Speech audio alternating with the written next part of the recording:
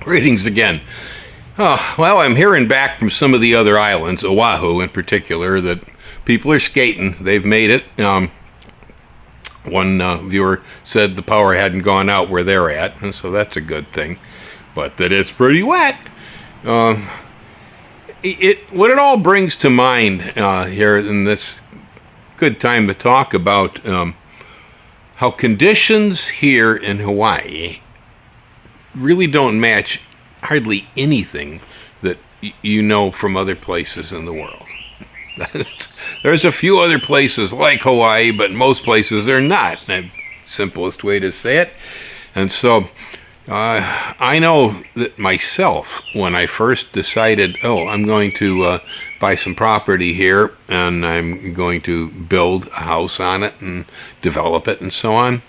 Well, I've done this many times. I had farm in Wisconsin. I've built buildings. I built houses for myself. I was a member of the Carpenters Union for over 15 years.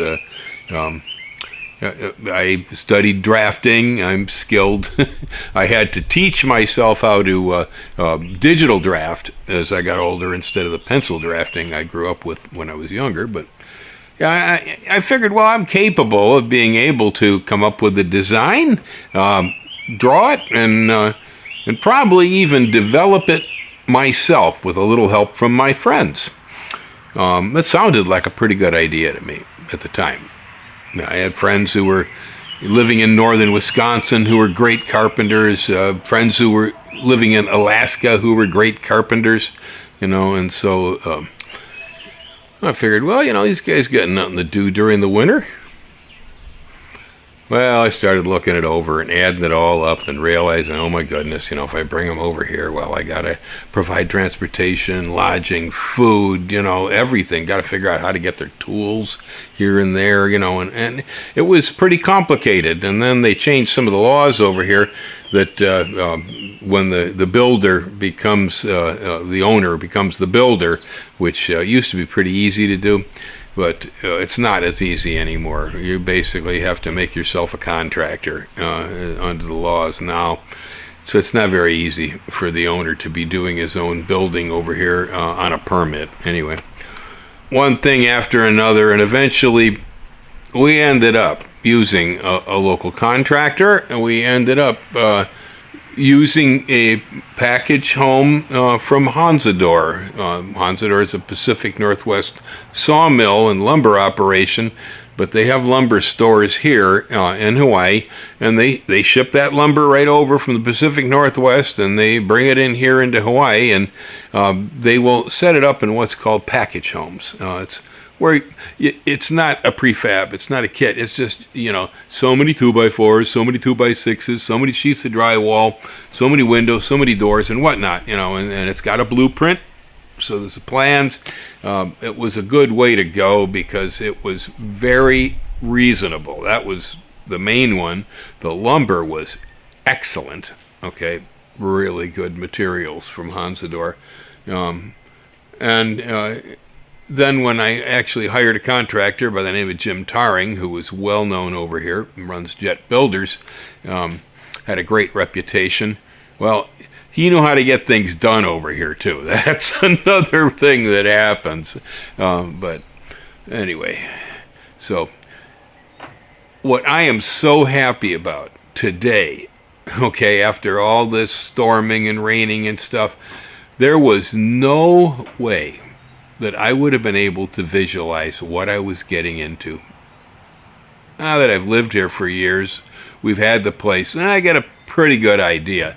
But if you're new here and you're trying to build something, and of course you got good experience in the mainland, I know all about nailing, and you probably do, and maybe you got a whole lot of friends that are good at it too, but tell you what, pay close attention to the way they do things over here, and my personal suggestion is hire somebody who knows what they're doing over here. A great example, every time we get flash floods like this, Ellen and I look at the work that was done by our grader, by the guy that Jim hired, who was a subcontractor, with a dozer to create the site to put the house on. Now, I hear from a lot of people, and I hear from a lot of people that aren't really that concerned about what happens with the land around the house. They want to get a house set on it, and since we do things on post and piers here a lot, you can go in on some darn rough land and put in post and piers and set a house down. Beware. Yeah, the house might be set, but beware. Man, this property had a slope to it. That's a pretty good run from the back of the acreage to the road here. Everything heads down the mountain to the ocean from here. Well, I would never have visualized how much water was going to come down this slope when it started raining. I never would have visualized it. I still have a hard time with it. I mulched fruit trees back here recently by chipping coffee trees that we cut down. And man, I got chips all over the place from the last rain. They just picked up and floated. Now, luckily, it wasn't soil. That's why I stopped tilling here, because the soil would do the same thing when it rained, go right down the mountain. So if the guy who did the dozer work on this property had been kind of a schmuck, and he hadn't been top-notch and knew exactly what he was doing around here, and had probably done this work here almost all his life, we probably would have had water coming through the middle of our house every darn time it rained. Really, if it had been up to me, this is what would have happened, because I wouldn't have visualized the situation until I actually saw it for myself. Living in Hawaii and watching some of these storms is something you gotta see for yourself, man. And the houses literally have to be built to survive it. Otherwise, they don't survive it. Just the idea that this house has huge eaves is like, the smallest ones we have are 3-foot eaves here, and they get bigger than that. We got them out over 8 feet in places up by the lanai. Boy, living in a place where it rains and it rains and it rains and it can rain for days and days and days on end. Who wants to be trapped inside the house? I sure don't. I've got part of this house here. It only has 2 walls on it, for instance. So the carport area, 2 walls are wide open, and so a lot of times if I have things to do when it's raining, we do it here in the carport, yet we're kind of outside when I'm working on my lanai on our porch. It could be pouring rain, but, during the middle of this flash flood, me and Kitty just sat there on the porch watching the rain come down. I wasn't trapped inside. I wasn't able to go out and plant any corn, but I wasn't trapped inside. And so having buildings that the designed so air flows through them, the rain does not hit our exterior walls on this house. That's something I wouldn't have thought of. Every house I ever had in the mainland, the rain always hit the exterior walls. But when you get 16 inches, maybe to 32 inches of rain a year, no big deal. When you get 150 inches of rain a year, it makes a lot of difference. And so these walls stay dry during most conditions. Every once in a while, when it's a Kona wind, which is what we got, I got a couple of walls here that did get wet. Yeah, the wind blew the rain in sideways, and it did get wet in a couple of the shorter eaves. But just thinking about it and looking around, I warn everybody, if you come on over here and you've never actually lived here and had a house here, and had the experiences, if you think that you will bring with you the experience required to be able to deal with this environment and make a home, I'd think again. I consider myself to be a fairly sharp guy. I do a lot of research and stuff. People ask me questions, get good answers all the time. I'd have got this one wrong. Yeah, if I had done this project myself as I had been planning to, I'd have gotten it wrong, and we'd have probably been pretty sorry with the outcome. So I guess what I'm telling y'all is, when it gets extreme here, it gets real extreme. More extreme than you can imagine. Most of the conditions we have here are nothing like conditions that you have where you're living currently. And that includes even parts of Oahu.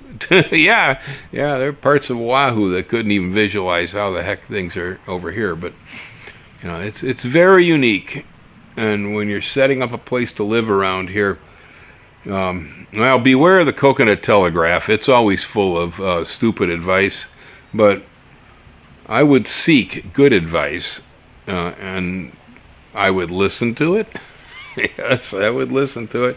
And personally, if you're not from around here, I seriously would consider hiring really reputable and well-known operators that operate here on this island. I'm lucky with the grading work. Like I say, it was a subcontractor. I never even met the guy. I don't know who he was, but the man who hired him for me, Jim Taring, is very reputable here. And so there were a couple of subcontractors I don't know about that got in here, but the grading guy was top notch. And grading is going to be really, really important to you. It's going to be more important than you can imagine. Yep. If there's any slope to the land at all, water's going to come sheeting across it. If the land is flat, water is going to settle on it. A lot of the flat land here is on Pahoehoe lava, so water isn't going to go through it either, not very fast. If it's lava, or you have cinder, or you have soil like we have, well, the water does go down through it really quick, but it doesn't go down through it during the middle of the storm. It takes a couple hours afterwards. We have had times here where the lowest point of my property is right where the driveway leaves. And the driveway is built above that low point, and so it generally stays above water going onto the road. But there are times when the water is coming down so hard and so fast that the ditch on the road fills up completely, and the water ends up going straight across the road. Well, I tell you, if things hadn't been engineered right, we'd lose the driveway every time it rained.